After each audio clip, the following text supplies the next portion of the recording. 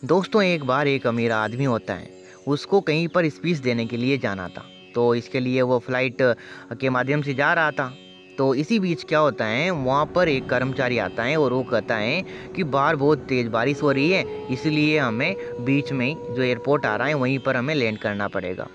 तो ये जो भाई साहब थे वो तो काफ़ी ज़्यादा गुस्सा हो जाते हैं, और कर्मचारियों के जो वहाँ के कर्मचारी थे उनके साथ भी ये अच्छा व्यवहार नहीं करते हैं। लेकिन क्या करें, वहीं पर इनको उतरना पड़ता है। अब वहीं पर ये खड़े थे, तभी एक आदमी आता है और इनसे कहता है कि नमस्कार सर, मैं आपको जानता हूँ, आप वही डॉक्टर भट्ट ना करें जिनको पास के एक शहर में स्पीच देने के लिए जाना है। अब बात यह है कि मुझे भी वहीं पर जाना है, तो अगर आप मेरे साथ चलना चाहें तो मैं आपकी हेल्प कर सकता हूँ। अब उन्होंने कहा कि अच्छा ये बताओ यहाँ से वो शहर कितना दूर है। तो वो जो आदमी था वो कहता है कि सर यहाँ से वो जो शहर है वो मात्र 3 घंटे की दूरी पर है, तो आप गाड़ी से भी आराम से जा सकते हैं, समय पर आराम से पहुंचा दूंगा मैं अगर आप मेरे साथ चलते हैं तो डॉक्टर साहब थे, उन्होंने उस शख्स का धन्यवाद किया और जल्दी से वो गाड़ी में बैठ गए और गाड़ी वाले से कह दिया कि भाई साहब मुझे सही सलामत सही वक्त पर पहुंचा दीजिए। लेकिन दोस्तों तेज बारिश हो रही थी, तो बेचारा जो व्यक्ति था उसने कह तो दिया कि चलो मैं आपको ले चलूँगा, लेकिन बहुत तेज़ बारिश हो रही थी, तो वो क्या हुआ, रास्ता भटक गया।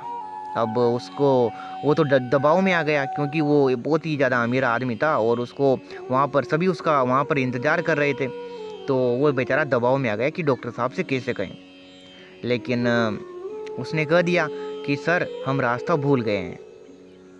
तो डॉक्टर साहब उस पर बहुत ही ज़्यादा भड़क जाते हैं, बहुत ही ज़्यादा गुस्सा हो जाते हैं। अब जैसे तैसे ड्राइवर ने अपने आप को संभाला और पैसेंजर से पूछा, यानी कि उस डॉक्टर साहब से पूछा कि अब आप बताइए हम क्या करें। तो डॉक्टर साहब बोले कि पहले तो आप मुझे कहीं पर जहाँ पर हम रुक सकें, अच्छी सी जगह पर आप मुझे ले चलिए। तो वो एक छोटा सा गांव था पास में ही, वहाँ पर चला जाता है, घर को खटखटाता है। वहाँ से एक बूढ़ी माती उसकी आवाज़ आती है, वो कहती है कि मुझे परेशान न करें, आप अंदर आ सकते हैं। बूढ़ी अम्मा जो होती है वो ईश्वर की भक्ति में लीन थी। कुछ देर बाद जैसे ही वो ईश्वर की भक्ति समाप्त करती है, तो वो उनसे कहती हैं कि मैं आपके लिए चाय लाऊं या पानी लाऊं।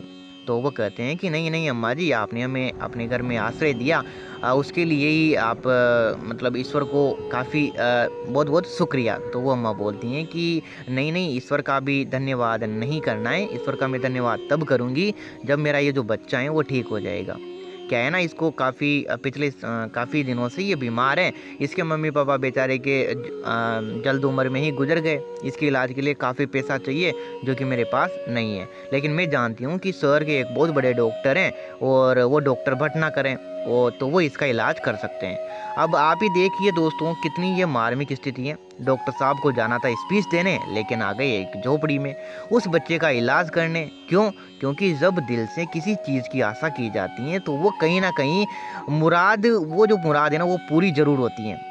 भरोसा अगर ईश्वर पर हो, सच्चे दिल से हर काम हो सकता है, इसीलिए आस्था रखना बहुत ज़रूरी है। लेकिन आज के समय में हालांकि कुछ लोग इस तथ्य को दरकिनार कर सकते हैं कि ऐसा संभव नहीं है। मैं मानता हूँ कि कई लोगों की सोच बहुत अलग होती है, लेकिन एक सिंपल सा फंडा है, अगर आप आस्था रखते हैं तो कहीं ना कहीं इसका फ़ायदा आपको मिलता है। इसलिए जो होता है अच्छे के लिए होता है, जो हुआ है वो भी अच्छा हुआ है, और जो होगा वो भी अच्छा होगा। तो दोस्तों मिलते हैं वापस कल सुबह 6 बजे, तब तक के लिए आप सभी का बहुत बहुत धन्यवाद।